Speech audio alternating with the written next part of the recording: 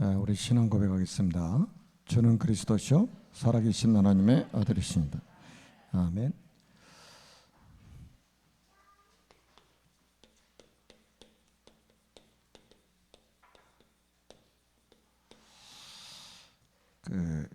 이스라엘이나 또 러시아나 중앙아시아 또 아프리카에 가면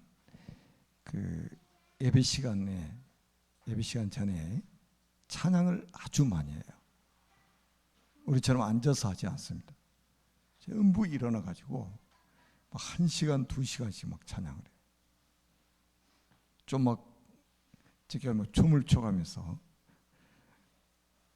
작년에 우리 9월 달에 멕시코 갔을 때도 코로나인데 마스크 한 사람도 안 쓰고 춤을 추고 난리가 났어요. 아주 은혜 받으니까 마스크 안중에도 없어요.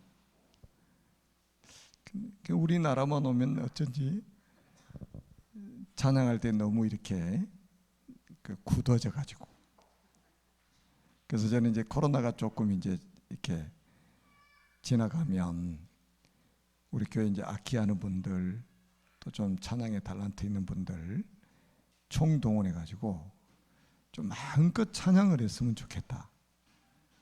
주일날 오후 같은데 이런 시간에는 좀 찬양을 마음껏 하나님 앞에 드릴 수 있는 그런 시간을 가지면 좋겠다는 생각을 많이 하게 됩니다. 아멘. 찬양하는 것은 황소를 드린 것보다 낫다고 그랬어요. 우리를 지으신 목적이 이사야 43장 21절에 하나님을 찬송하게 하려고.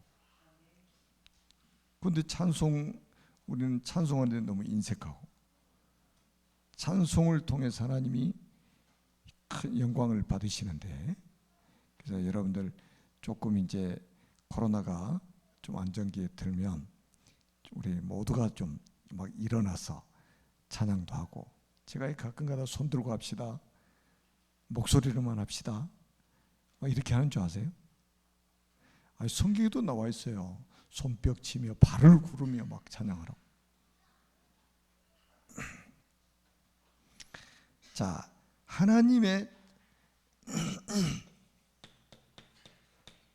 모든 관심은 여기 있잖아요. 구원에 있습니다. 영혼 구원에. 그래서 베드로전서 1장 9절에도 믿음의 결국은 곧 영혼 구원이라. 그래서 우리를 구원하시기 위해서 자, 하나님이 사람의 몸을 입고 찾아오셨습니다. 우리를 구원하시려고. 그게 성육신이요. 하나님이 사람의 몸을 입고 찾아오신 거예요. 그리고 주님께서 우리를 구원하시기 위해서 십자가를 지셨습니다. 그리고 우리의 구원을 위해서 사흘 만에 또 부활하셨습니다. 그래서 창세전에 그리스도 안에 택한 백성들이 다 구원을 받게 되면 그날 예수님이 재림하신다. 더 정확한 표현으로 하면 예수님 재림하실 때까지 하나님이 구원하시기로 작정된 사람들이 다 구원받게 되는 거예요. 그러면 모든 언약이 완성되는 겁니다. 그래서 우리가 이분을 영접하기만 하면 하나님의 자녀가 되는 거예요. 그리스도를 영접하면 하나님의 자녀. 얼마나 감사한 일입니까? 이걸 우리가 복음이라고 하는 거잖아요. 복음. 그래서 하나님 우리에게 뭐를 주셨습니까? 복음을 주셨어요. 그래서 복음으로 우리가 만족할 수 있는, 복음으로 대만족할 수 있는 이런 우리의 영적 상태가 돼야 되겠죠. 영접하는 한 사람 한 사람을 불러가지고 그걸 모아놨어요. 그걸 뭐라고 하냐? 복음 공동체라고 하는 겁니다. 사단이 굉장히 두려워하고 사단이 정말로 싫어하는 단어가 복음 공동체입니다. 이걸 또 다른 말로 하면 교회라고 하는 거잖아요. 가장 우리가 표현을 잘해놓은 게 뭐냐면 이스라엘 백성들이 어린 양의 피를 바르고 출애굽했잖아요. 이걸 구원이라고 하잖아요. 구원받은 백성들이 홍해를 건너서 광야에서 딱 하나님 모아놓으셨잖아요. 구별된 백성들 세상 밖으로 불러내가지고 공동체 이루게 만드셨잖아요. 언약궤 중심, 성막 중심, 세절기 중심으로 살아가도록 만들. 그게 복음 공동체고 그게 교회의 모습입니다. 그러니까 복음 공동체라는 말이 이건 굉장히 중요해요. 이게 바로 세상을 살리는 플랫폼이라 이 말이에요. 주님께서 유일하게 이 땅에 남겨놓으신 게 뭐냐? 복음 공동체입니다. 아멘. 그리고 우리가 이제 복음의 인격을 우리가 이제 갖추는 게 굉장히 중요하고 우리 렘넌트들도 복음의 인격을 갖추도록 해야 됩니다.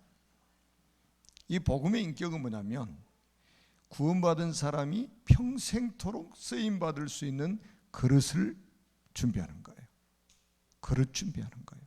복음의 인격이라는 거예요. 아이 구원이야 하나님의 불강력적인 은혜로 나도 거부할 수 없잖아요. 일방적으로 그냥 하나님이 구원하신 거기 때문에 나도 거부할 수가 없어요. 그래서 불강력적인 은혜라고 하는 거예요.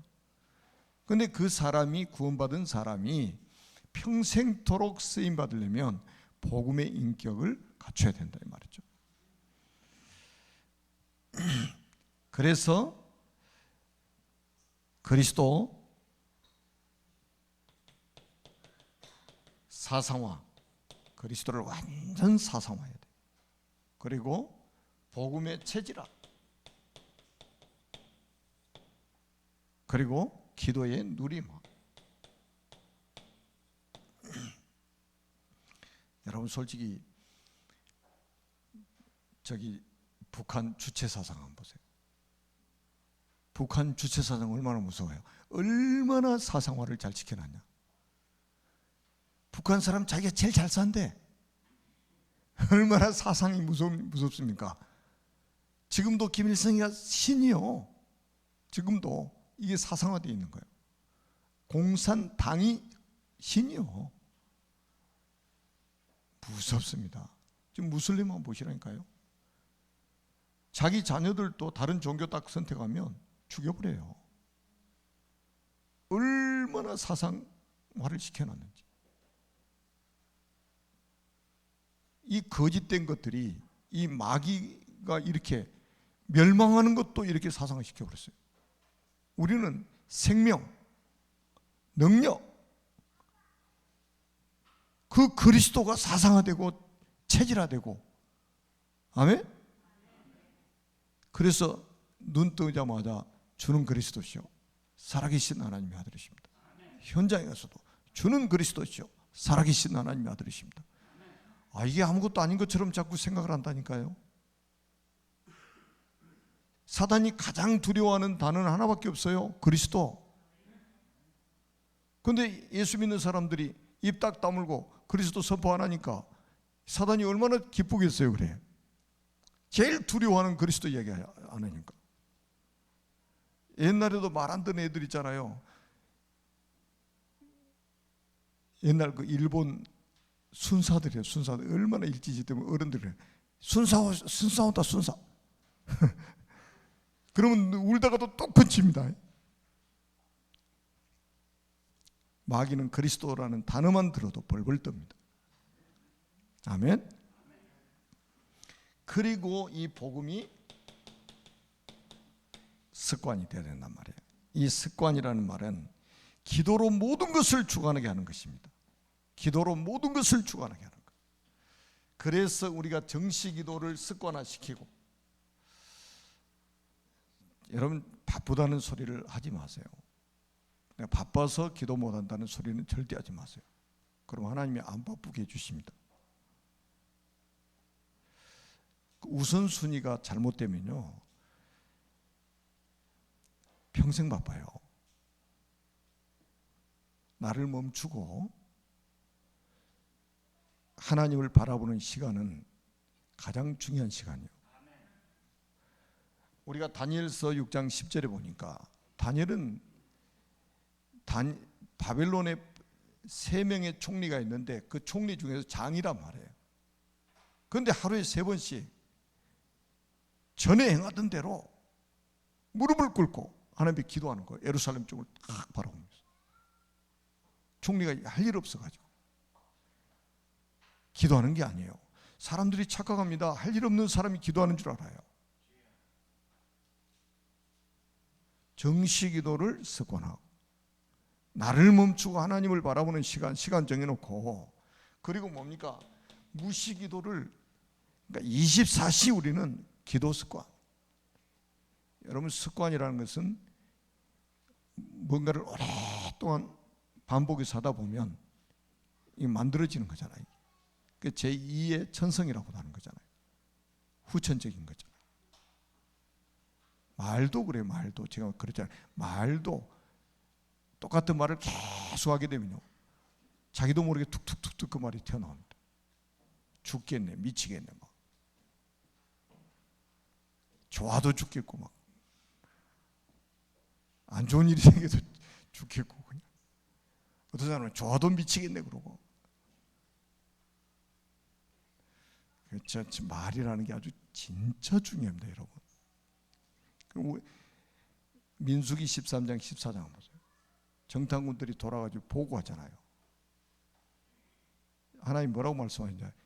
너희 말이 내 귀에 들린 대로, 너희 말이 내 귀에 들린 대로 하루를 1년씩 환산해서 40년 동안 광야에서 메뚜기처럼 살게 만들겠다는 거예요.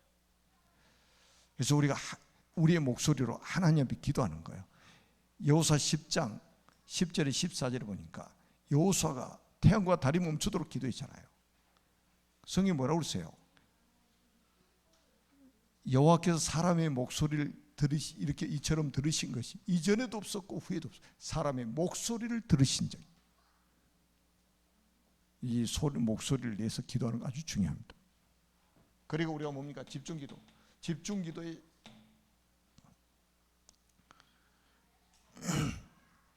습관 아주 중요합니다.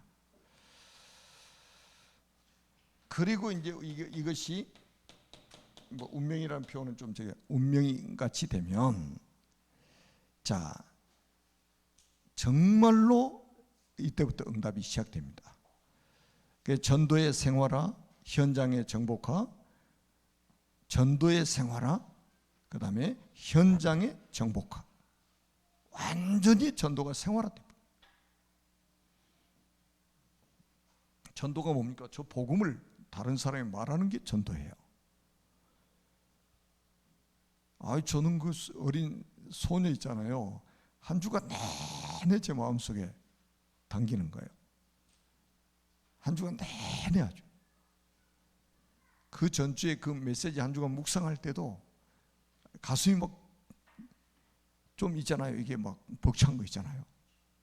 하나님 우리를 이렇게 쓰시는 거야. 이렇게 전도자로 구원받을 저 대상을 딱 준비해 놓고 사건을 만들고 문제를 만들고 정확한 시간표 속으로 하나님이 우리를 인도하셔가지고 답을 주도록 만드신다. 얼마나 멋집니까? 저게 인생 작품을 만드는 거예요. 그래서 오늘은 복음의 행동입니다. 그래서 우리가 이제 굉장히 우리가 중요한 거는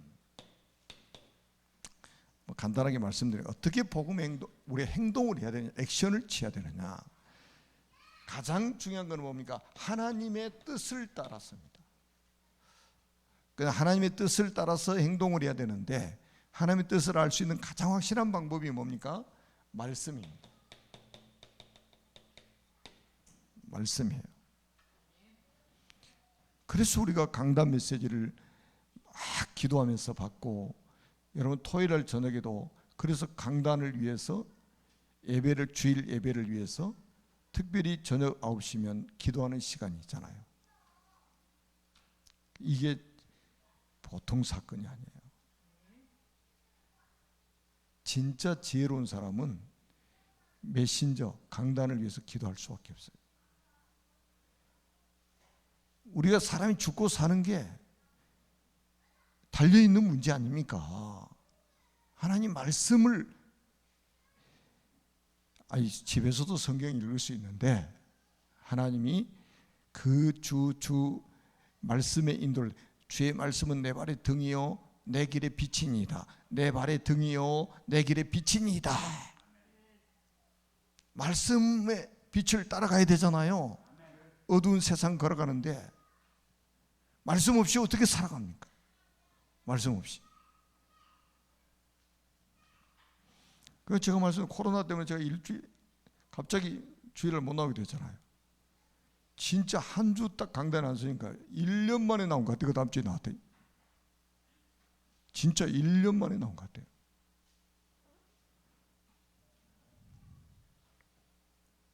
아마 여러분도 다 그런 생각일 겁니다. 코로나 때문에 한 주 주일날 딱 빠지게 되면 1년 만에 막 나온 것 같은 이런 느낌. 메시지 다 받아놓고 갑자기 못 나오게 되니까 얼마나 막 마음이 그렇습니까? 제가 주일 오후니까 다 생략하고 그 다음에 이제 그러니까 여러분들이 말씀 제대로 받으시라 이 말이에요. 그래서 진짜 우리가 이제 제가 말씀드렸잖아요. 강단 메시지도 하루에 한 번씩만 여러분이 딱 제대로 딱 받으면요, 수일할 정도 되면은 노트 안 보고도 그 메시지가 기도 제목으로 딱 정리가 돼가지고 기도가 되어져 버려야 돼요. 밥 먹는 것처럼, 숨 쉬는 것처럼 기도가 되어져 버려야 돼요. 얼마나 그 위험한 줄 아세요? 교회 나가면서 설교 제목도 잃어먹어 버리는 거예요. 노트에다 적어놓고도 그냥 잃어버리는 거예요. 우리가 음식을 먹으면요, 몇 시간만 지나 내가 무슨 음식 먹었는지 잘 몰라요. 그게 정상입니다. 왜요? 소화가 돼버리면, 소화가 딱 돼버리면, 이게 피와 살로 다 가버리면 내가 뭐 먹었는지 모른다니까요. 근데 소화 안 되면, 음식을 먹었는데 소화 안 되면 어떻게 돼요? 부글부글 해가지고 내가 이 음식을 먹어야지, 무슨 음식 먹는지 계속 생각나는 거지. 진짜 여러분 말씀 제대로 딱 받아버리면요, 나는 잃어버린 것 같은데 이게 내 속에 다 소화가 돼가지고 그냥 저절로 그게 기도 제목이 돼가지고 막 나온다니까. 그리고 두 번째는 뭐냐면 하나님의 시간표 따라서 행동을 해야 됩니다. 하나님의 시간표 따라서. 여러분, 우리가 지금 이제 뭐 승용차 가지고 많이 다니지만은 그래도 대중교통을 이용하는 분들이 많잖아요. 여러분, 버스도 다 시간표가 있어요. 기차도 다 시간표가 있습니다. 비행기도 다 시간표 있어요. 막 날아다니는 게 아니에요. 그러니까 시간표, 하나님의 시간표가 있단 말이에요. 나에 대한 시간표, 우리 교회에 대한 시간표, 가정에 대한 시간표, 우리 자녀에 대한 시간표 다 있어요. 그러니까 이 시간표에 따라서 우리가 움직이는 것이 굉장히 중요합니다. 이게 어디에 이제 잘 나와 있냐면 사도행전 2장 1절로 47절에 잘 나와요. 오순절 날이 이미 이르매, 그때에 그 날에 이렇게 하나님의 시간표 이야기가 나오죠. 하나님의 시간표. 그 다음에 이제 우리가 세 번째는 아주 중요한 게 있습니다. 성령 충만입니다. 성령 충만의 힘을 따라서 우리는 행동해야 된다. 그래서 여기서 나오는 게 오력입니다. 오력. 영력, 지력, 체력, 인력, 경제력. 이 힘을 따라서 우리가 움직이는 거예요. 그래 우리가 지치지 않죠. 왜 열심히 하던 사람이 꼭 엘리야처럼 지쳐가지고 누가 열심히 하라고 그랬습니까? 무작정 열심히 하니까 한계가 따가버리는 거예요. 이렇게 해야 되는데, 이렇게 하나님의 뜻을 따라서, 하나님의 시간표를 따라서, 하나님 주신 이 성령 충만의 힘을 따라서 이래야 평안하고 지속 가능하단 말이에요. 그 무작정 열심히 하는 것은 굉장히 위험합니다.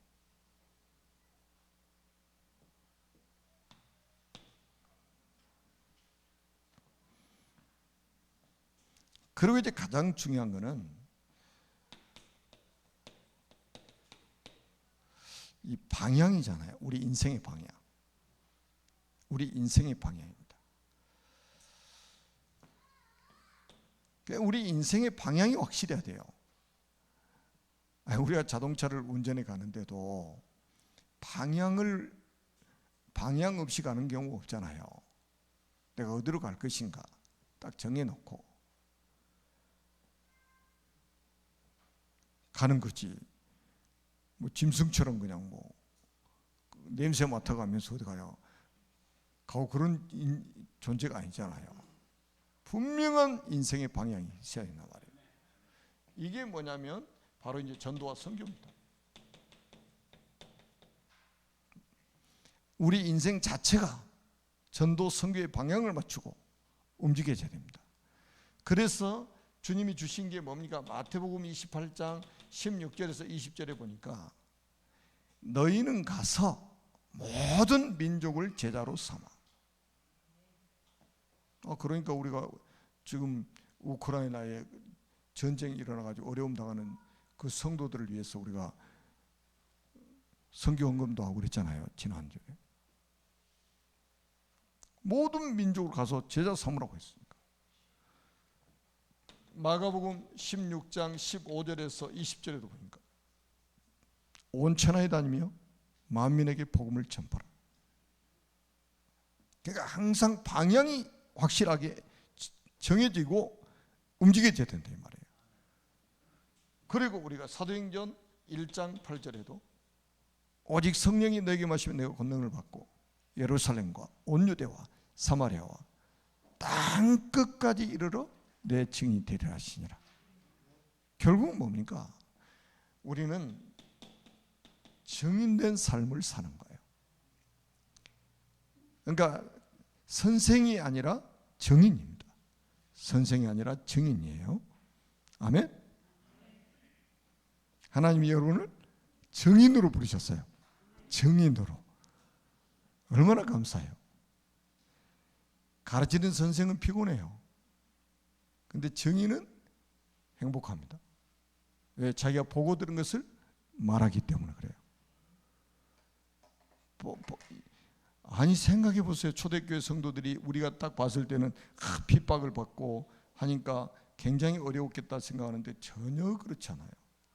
그 당사자들은 최고로 행복했던 거예요. 여러분, 사자굴 속에 들어간 다니엘이 막 엄청난 고난을 받았다 이겁니까? 요셉이 노예로 팔려갔는데 엄청 힘들었겠다. 정말로 인내를 해가지고 총리 자리까지 올라갔다 이겁니까 성경이? 아니에요. 정의는 어떤 상황에 가도 행복한 거예요. 요셉이 임마누엘을 누렸잖아요. 그것보다 행복한 표현이 어디 있습니까? 여호와께서 요셉과 함께 하셨다는데. 우리는 증인으로 서는 거예요. 증인으로. 아멘. 기도하겠습니다. 살아계신 하나님 아버지 은혜를 감사합니다. 성삼위 하나님께서 홀로 영광을 받으시고 우리 모든 전도자들이 만민 앞에 증인으로 설 수 있도록 축복하여 주옵소서. 예수 그리스도의 이름으로 간절히 축복하며 기도드립니다.